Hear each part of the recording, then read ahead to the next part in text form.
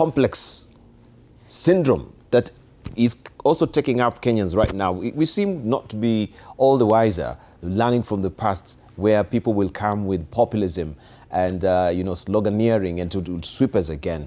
And when you plumb deeper, there's so much emptiness and vacuity that is inside there. But we want to remind you on that particular question that we had earlier so that we can see how also people are reacting. And it's all about the Sifunanization of the country. Is Edwin Sifuna the kind of leader Gen Z and young voters want in 2027? That's the probing question. We have a poll, and let's see how people fared. Right, so what was your reaction? How do you think? Are we caught up in this popularity bubble that is ongoing? Yes, yeah, and we have there, yes, at 68%.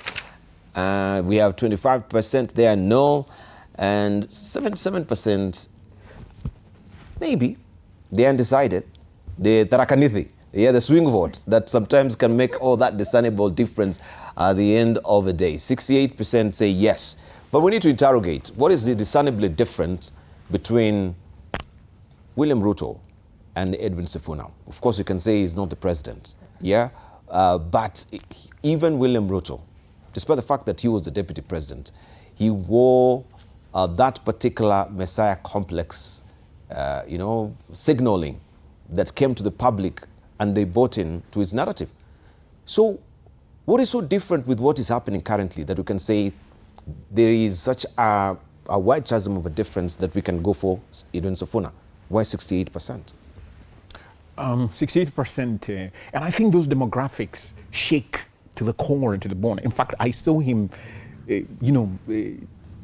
staring at the figure to confirm that actually what he was seeing is... Yeah, I'm shocked.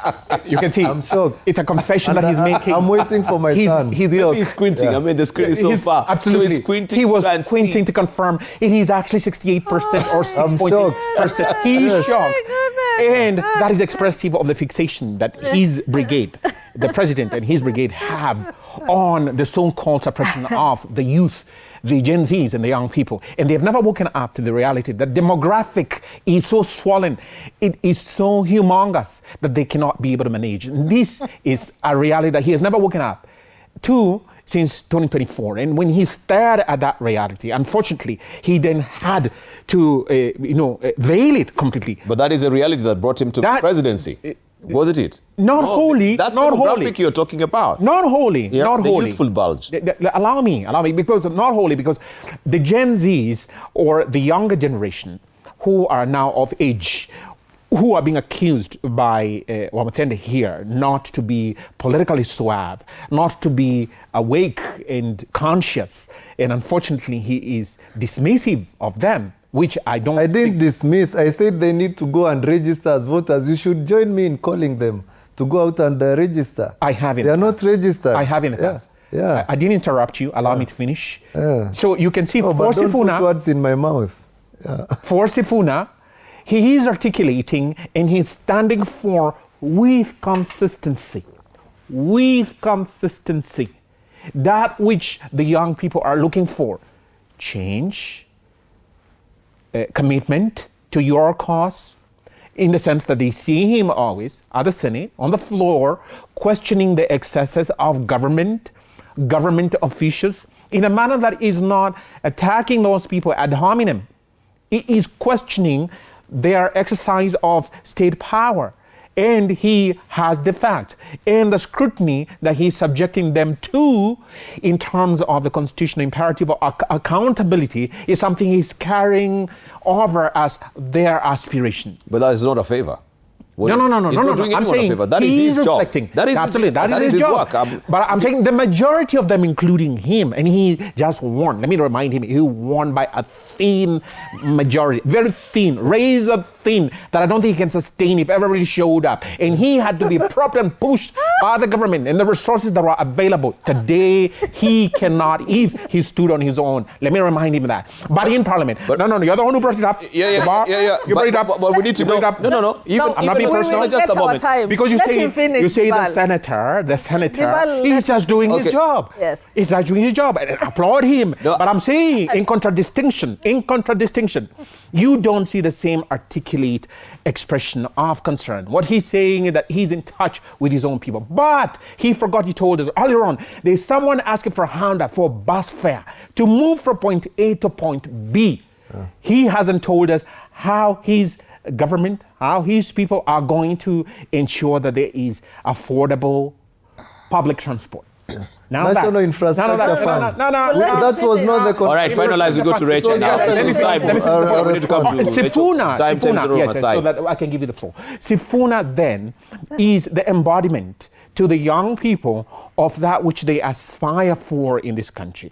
And the fact that he was able to say that, look, under this 10-point agenda, we were supposed to have this until the 7th of March.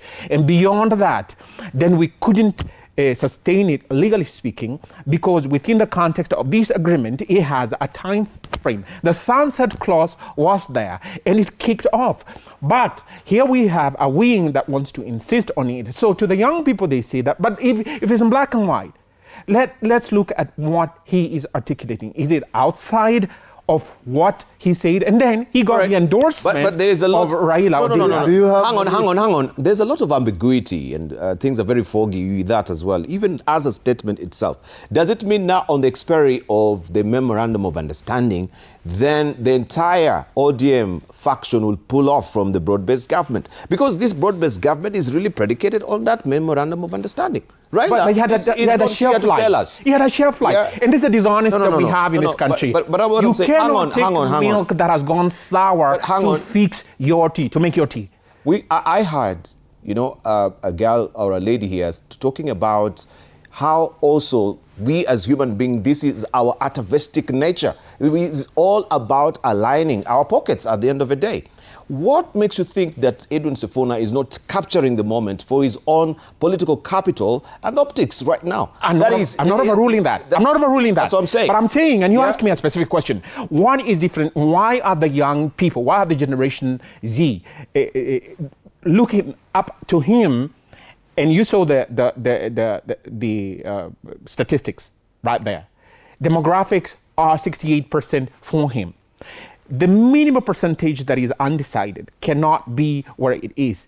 They are saying that, look, there may be flaws out there, but the larger representation, the larger percentage of what he stands for. Thank you. Let's come to Rachel. I subscribe, therefore I see him as the alternative. Right.